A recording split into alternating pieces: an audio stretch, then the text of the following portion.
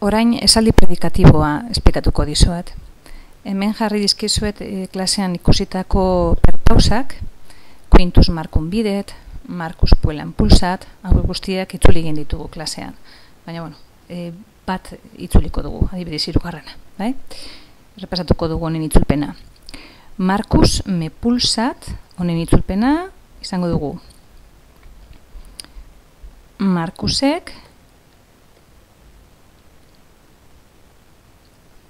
me hori idatziko dugu, naiz eta euskeraz beharrezkoa ez izan, honen itzulpena, ni pulsat jotzen nau.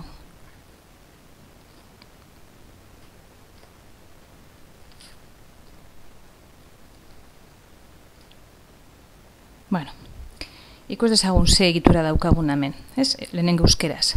Marcusek, hemen daukagu nork kasua, nork kasua da, sujetua dalako, latinez bezala. Ni ez dago idatzita, ulertu egiten dugu, baina hau izango zen nork kasua. Eta azkenik, jotzen nau, aditza. Hau da, nork kasua baldin badago, daukagun lehenengo hitza sujetoaren funtzioa betetzen du, kasu honetan nork kasua osagarri zuzena adierazten du, eta aditza berdin.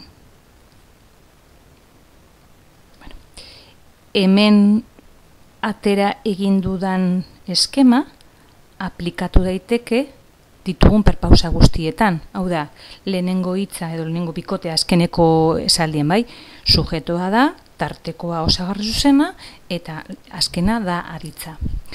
Hemen, kontutan hartu behar duguna orduan, da, dato berri bezala, zutabe honetan bildu egiten diren hitzak denek daukate amankomun izatea osagarri zuzenak. Latinez, osagarri zuzenak forma jakin batean etorri behar du. Osagarri zuzen guztiak izan behar dira akusatiboak. Hau da, dato berri bat. Horrela ditzen dira. Osagarri zuzenaren funtzioa betetzen duten hitzaren forma akusatiboa ditzen zaio. Orduan, akusatiboaren alderdi nabarmenena da, alde batetik ditugula bi bukaera,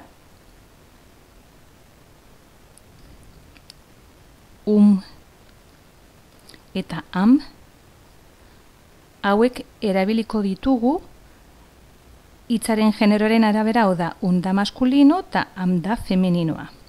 Beste aldetik, ikus dezakegu dauzkagula emete, eam, eum eta beste hauek dira baliabide lexikoak osagarri zuzenak edo akusatiboak sortzeko.